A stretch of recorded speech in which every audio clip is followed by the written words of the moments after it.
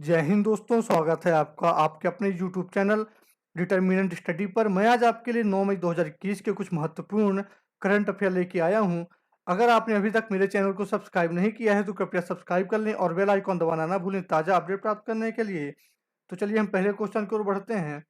8 मई को कौन सा दिवस मनाया जाता है? इसका राइट आंसर है ऑप्शन ए, विश्व रेड क्रॉस दिवस। 8 मई को विश्व रेड क्रॉस दिवस मनाया जाता है। हम विश्व रेड क्रॉस दिवस के बारे में कुछ बातें कर लेते हैं।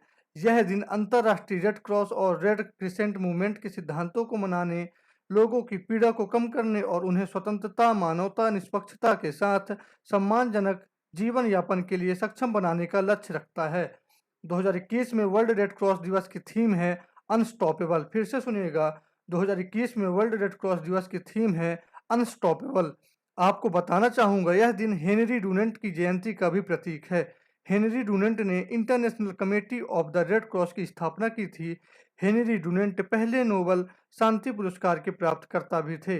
वर्तमान में आईसीआरसी के अध्यक्ष पीटर मोरेर हैं और इसका मुख्यालय जेनेवा, स्विट्जरलैंड में स्थित है। वर्तमान में दुनिया के 200 से ज़्यादा देश इस संस्था से जुड़े हुए हैं। अगले क्वेश्चन की ओर हम बढ़ते हैं। किसने चौथी बार केंद्र शासित प्रदेश पुदुचेरी में मुख्यमंत्री पद की शपथ ली है? तो इसका राइट आंसर है option A, N Rangaswamy. N Rangaswamy ने चौथी बार केंद्र शासित प्रदेश पुदुचेरी में मुख्यमंत्री पद की शपथ ली है। जेएआईएनआरसी पार्टी के दिग्गज नेता हैं। इन्होंने 7 मई 2021 को मुख्यमंत्री पद की शपथ ली है।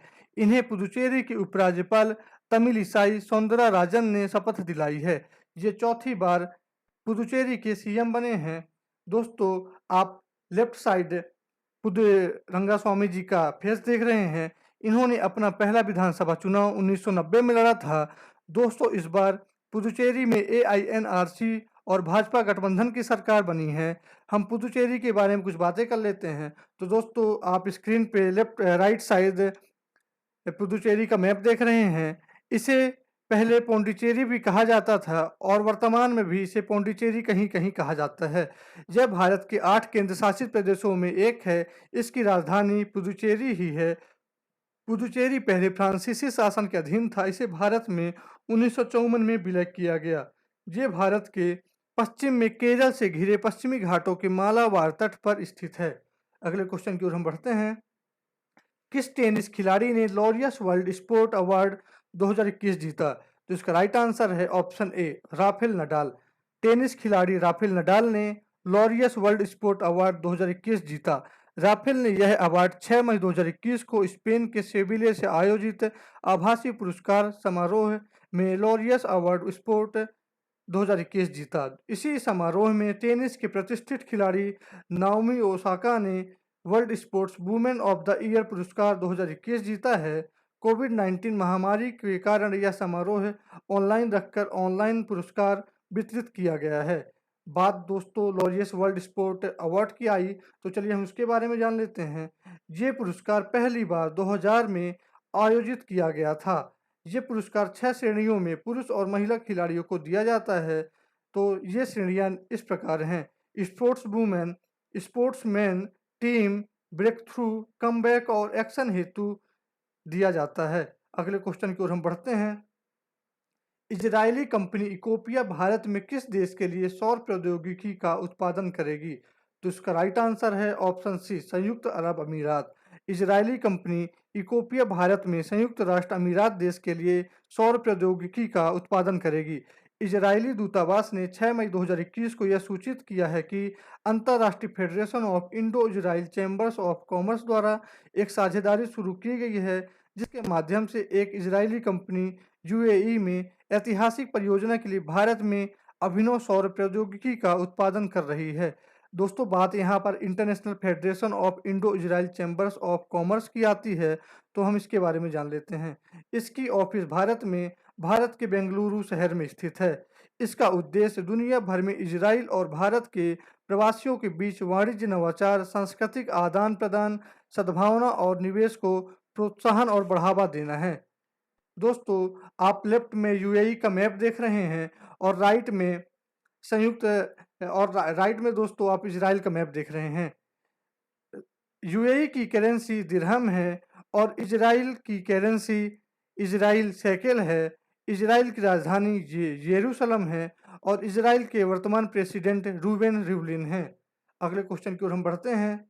हाल ही में भारत के पूर्व प्रधानमंत्री चौधरी चरण सिंह के बेटे अजीत सिंह का निधन हुआ। वे किस क्षेत्र से ताल्लुक रखते थे? तो इसका राइट आंसर है ऑप्शन डी, राजनीतिज्ञ। हाल ही में भारत के पूर्व प्रधानमंत्री चौधरी चरण सिंह के बेटे अजीत सिंह का निधन हुआ है। वे एक पॉलिटिशियन थे। ये हैं अजीत सिंह। ये आरएलडी चीफ और पूर्व केंद्रीय मंत्री थे मनमोहन सिंह की सरकार में। इन्होंने 1986 में अपने राजनीतिक सफर की शुरुआत की। ये राष्ट्रीय लोकदल आरएलडी के राष्ट्रीय अध्यक्ष थे। इन्हें साल 1986 में राज्यसभा भी भेजा गया था। अजीत सिंह 6 बार लोकसभा और 1 बार राज्यसभा सांसद चुने गए हैं। बात चौधरी चरण सिंह की आई है तो दोस्तों उनके बारे में हम जान लेते हैं। ये भारत के किसान राजनेता एवं 5वें प्रधानमंत्री थे। इनका कार्यकाल 1979 से लेकर 1980 तक रहा। अगले क्वेश्चन की ओर हम बढ़ते हैं। किस राज्य ने कोरोना रोगियों के लिए आयुर्वेदिक टेलीमेडिसिन सुविधा शुरू की है? तो इसका राइट आंसर है ऑप्शन ए, हरियाणा। हरियाणा राज्य ने कोरोना रोगियों के लिए आयुर्वेदिक टेलीमेडिसिन सुविधा शुरू की है। हरियाणा सरकार ने कोरोना रोगियों के लिए फोन पर आयुर्वेदिक दवा की जानकारी देने के लिए इस सुविधा की शुरुआत की है। राज्य के स्वास्थ्य मंत्री अनिल विज ने नंबर 1075 जारी किया है। विज ने कहा कि इसके लिए कॉल सेंटर बनाया गया है जो सुबह 8 बजे से रात 10 बजे तक सेवा प्रदान करेगा। दोस्तों हम चलिए हरियाणा के बारे में जान लेते हैं। ये हरियाणा का मैप है। इसकी राजधानी चंडीगढ़ है और हरियाणा के वर्तमान राज्यपाल सत्यदेव नारायण आर्य हैं और इसके मुख्यमंत्री मनोहर लाल खट्टर हैं। अगले क्वेश्चन की ओर हम बढ़ते हैं। सबसे पुराना मानव कब्र स्थल किस महाद्वीप में खोजा गया है? तो इसका राइट आंसर है ऑप्शन ए, अफ्रीका। सबसे पुराना मानव कब्र स्थल अफ्रीका महाद्वीप में खोजा गया है। अफ्रीका के केन्याई तट पर एक गुफा स्थल पंगा या सऊदी में पुरातत्वविदों द्वारा एक 78,000 वर्षों पुरानी कब्र खोजी गई है। 2010 में खुदाई शुरू होने के बाद से मानव उत्पत्ति अनुसंधान के लिए पंगा या सईदी एक महत्वपूर्ण स्थल रहा है। अफ्रीका, चलिए दोस्तों हम अफ्रीका महाद्वीप के बारे में कुछ जानकारी ले लेते हैं। ये मैप में आप अफ्रीका महाद्वीप देख रहे हैं। यह महाद्वीप एशिया के बाद विश्व का दूसरा सबसे बड़ा महाद्वीप है। इस महाद्वीप में 54 देश हैं। इतिहासकारों के अनुसार इसी महाद्वीप में सबसे पहले मानव का जन्म हुआ विकास हुआ। इस महाद्वीप को मानव सभ्यता की जन्मभूमि माना जाता है। यह ऊंचे पठारों का महाद्वीप है। यहाँ की सबसे ऊंची चोटी और पहाड़ किलिमंजारो है। यह एक अविकसित महाद्वीप की श्रेणी में आता है। दोस्तों अगले क्वेश्चन की ओर हम बढ़ते हैं। दक्षिण कोरिया ने किसके साथ $700 मिलियन के समझौते ज्ञापन पर हस्ताक्षर किया है?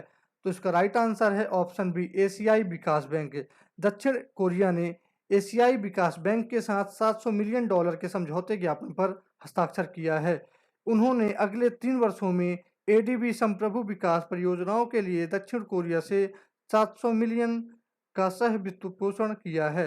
2019 में आसियान सरकार द्वारा स्थापित दक्षिण पूर्व एशियाई देशों के संगठन कैथोलिक ग्रीन फाइनेंस फैसिलिटी के माध्यम से अनुमानित राशि का आधा हिस्सा परियोजनाओं को दिया जाएगा। यहाँ पर आसियान की बात आई तो चलिए दोस्तों हम आसियान के बारे में जान लेते हैं। इसका पूरा नाम association of south east Asian Nations है। यह एक दक्षिण पूर्व एशियाई देशों का संगठन है जो एशिया प्रशांत के उपनिवेशी राष्ट्रों के बढ़ते तनाव के बीच राजनीतिक और सामाजिक स्थिरता को बढ़ावा देने के लिए स्थापित किया गया है। आसियान का आदर्श वाक्य है वन विजन, वन आइडेंटिटी और वन कम्युनिटी। इसकी स्थापना 8 अगस्त को की गई थी। इसका हेडक्वार्टर जकार्ता में स्थित है और इसकी स्थापना 1967 में हुई थी। दोस्तों आसियान के सदस्य देश हैं, वर्तमान में 10 सदस्य देश हैं। तो सदस्य देशों के बारे में हम जान लेते हैं। पहला Indonesia, Malaysia, Philippines, Singapore, Thailand, Brunei, Vietnam, Laos, Myanmar और कंबोडिया सदस्य देश हैं। आसियान भारत का चौथा सबसे बड़ा व्यापारिक भागीदार है। दोस्तों ये आप फोटो में आसियान का प्रतीक चिन्ह और ध्वज देख रहे हैं। अगले क्वेश्चन की ओर हम बढ़ते हैं। किस एजुकेशन बोर्ड ने मानसिक सामाजिक कल्याण के लिए नया मोबाइल एप्लीकेशन सीबीएसई दोस्त फॉर लाइफ लॉन्च किया है। इसका राइट आंसर है ऑप्शन ए सीबीएसई। सीबीएसई एजुकेशन बोर्ड ने छात्रों और अभिभावकों के मानसिक सामाजिक कल्याण के लिए एक नया मोबाइल ऐप दोस्त फॉर लाइफ लॉन्च किया है। ये ऐप 9 से 12वीं के छात्रों के लिए तैयार किया गया है। इसका उपयोग 10 मई 2021 से काउंसलिंग सत्र के लिए किया जाएगा। यही ऐप के फ्रंट में फोटो रहेगी। अगले क्वेश्चन की ओर हम बढ़ते हैं। किस संस्था ने कोविड का पता लगाने के लिए आर्टिफिशियल इंटेलिजेंस एल्गोरिथम टूल को विकसित किया है? तो इसका राइट आंसर है ऑप्शन ए डीआरडीओ। डीआरडीओ ने कोविड का पता लगाने के लिए आर्टिफिशियल इंटेलिजेंस एल्गोरिथम टूल को विकसित किया है। एटमान एआई नामक का इस टूल के 5G नेटवर्क और HCG एकेडमिक्स के समर्थन के साथ डीआरडीओ के सेंटर फॉर इंटेलिजेंस द्वारा विकसित किया गया है। दोस्तों यहाँ पर बात डीआरडीओ की आती है, तो चलिए हम कुछ डीआरडीओ के बारे में जान लेते हैं। डीआरडीओ का full form defence research and development organisation है। इसका मुख्यालय नई दिल्ली में स्थित है। इसकी स्थापना 1958 पे हुई थी और इसके वर्तमान हेड डॉक्टर सतीश रेड्डी हैं। डीआरडीओ का आदर्श वाक्य बलस्य मूलम विज्ञानम है। दोस्तों हम डीआरडीओ के कार्य के बारे में जान लेते हैं। यह भारत की रक्षा से जुड़े अनुसंधान कार्यों के लिए देश की अग्रणी संस्था है। वर्तमान में संस्थान की 51 प्रयोगशालाएं हैं जो इलेक्ट्रॉनिक रक्षा उपकरण आदि के क्षेत्र में अनुसंधान में कार्यरत हैं। वर्तमान में डीआरडीओ कोविड-19 से लड़ने के लिए देश की सहायता के लिए भारत के कई शहरों में कोविड अस्पताल भी खोल रहा है। अगले क्वेश्चन की ओर हम बढ़ते हैं। पत्रकारों के लिए मुफ्त टीकाकरण अभियान किस सरकार ने चलाया है? तो इसका राइट आंसर है ऑप्शन ए दिल्ली सरकार। पत्रकारों के लिए मुफ्त टीकाकरण अभियान दिल्ली सरकार के द्वारा चलाया गया है। 7 मई को घोषणा की गई है कि राष्ट्रीय राजधानी में सभी मीडिया हाउसों, इलेक्ट्रॉनिक्स, डिजिटल, प्रिंट के लिए एक बड़े कोविड-19 टीकाकरण अभियान का आयोजन किया जाएगा। टीकाकरण अभियान मीडिया हाउसों के कार्यालयों में आयोजित किया जाएगा और सरकार टीकाकरण का पूरा खर्च वहन करेगी। दोस्तों बात यहाँ बस दिल्ली की आई है, तो चलिए दिल्ली के बारे में हम जान लेते हैं। यह एक केंद्र शासित प्रदेश है। इसके सीएम अरविंद केजरीवाल हैं और इसके उपराज्यपाल अनिल बैजल हैं। दोस्तों आज के सवाल हमारे यहीं पास समाप्त होते हैं।